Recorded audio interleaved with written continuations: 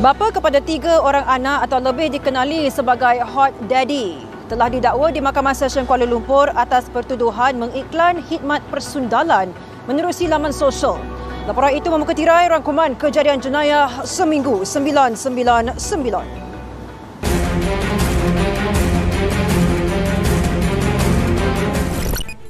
Seorang bapa kepada 3 orang anak atau lebih dikenali sebagai Hot Daddy bersama 2 teman wanita telah didakwa di Mahkamah Session Kuala Lumpur pada Jumaat lalu atas pertuduhan mengiklankan aktiviti persundalan menerusi laman sosial. Walau bagaimanapun, tertuduh Hasli Ikhwan Arif Zul Hasli, 32, Nur Hidayah Mahadi, 24 dan Nur Shazrina Mat Zamri, 27 mengaku tidak bersalah selepas pertuduhan dibacakan di hadapan Hakim Siti Aminah Ghazali. Pada awal sesi prosiding, Hakim tidak membenarkan ikat jamin kepada semua tertuduh. Namun selepas mendengar permohonan daripada peguam, tertuduh dibenarkan ikat jamin RM10,000 dengan seorang penjamin setiap seorang dan menetapkan 28 Februari tarikh serahan dokumen. Kesemua tertuduh dituduh mengikut Seksyen 372-1-E Kanun Keseksaan kerana mempromosikan aktiviti seks untuk keuntungan dan dibaca bersama Seksyen 34 Kanun yang sama membawa hukuman penjara hingga 15 tahun dan sebatan serta denda jika sabit kesalahan.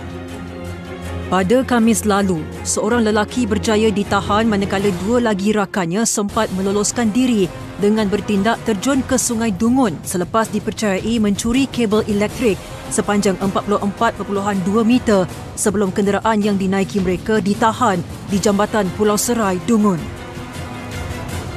Menurut Ketua Polis Daerah Dungun, Superintendent Maizura Abdul Kadir, sebelum kejadian, lori yang dinaiki suspek dipandu dalam keadaan yang mencurigakan.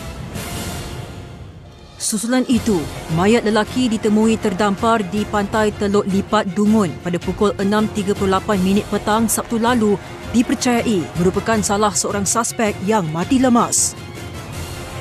Mayat suspek telah dihantar ke unit forensik Hospital Dungun di sini untuk tindakan lanjut dan gerakan memburu seorang lagi suspek sedang giat dijalankan. Sebuah kereta peronda polis MPV ditembak di bahagian cermin hadapan ketika mengejar sebuah kenderaan yang mencurigakan di Jalan Panji, Kota Baru, Kelantan pada awal pagi Selasa lalu. Dalam kejadian pada jam 3.30 pagi itu, MPV polis berkenaan sedang membuat rondaan cegah jenayah susulan dari laporan kes pecah rumah yang berlaku di kawasan itu. Menurut Ketua Polis Kelantan, Datuk Muhammad Zaki Harun, sebaik tiba di lokasi kejadian, anggota pasukan mengesan sebuah kereta Pro 2 Viva dalam keadaan yang mencurigakan. Kenderaan terbabit berjaya ditemui di kawasan Desa Rahmat, Kubang Krian dan identiti suspek turut dikenal pasti, dipercayai tinggal di sebuah bilik yang dijadikan inap desa. Pihak polis mengesyaki suspek pernah melakukan aktiviti jenayah sebelum ini dan kes disiasat mengikut Seksyen 307 Kanun Keseksaan dan Seksyen 39-A Akta Senjata Api 1960. Lebih 100 warga asing tumpas dalam serbuan yang dilakukan oleh pihak polis awal pagi Sabtu lalu dengan fokus membantras aktiviti tidak sihat di kawasan Pasar Harian Selayang. Menurut Ketua Polis Kuala Lumpur, Dato' Alauddin Abdul Majid, operasi berkenaan membabitkan Jabatan Keselamatan Dalam Negeri dan Ketenteraman Awam KDNKA, anggota polis PDRM, Jabatan Imigresen JIM dan Pertahanan Awam Malaysia APM. Hasil pemeriksaan ke atas 213 orang warga asing dilakukan.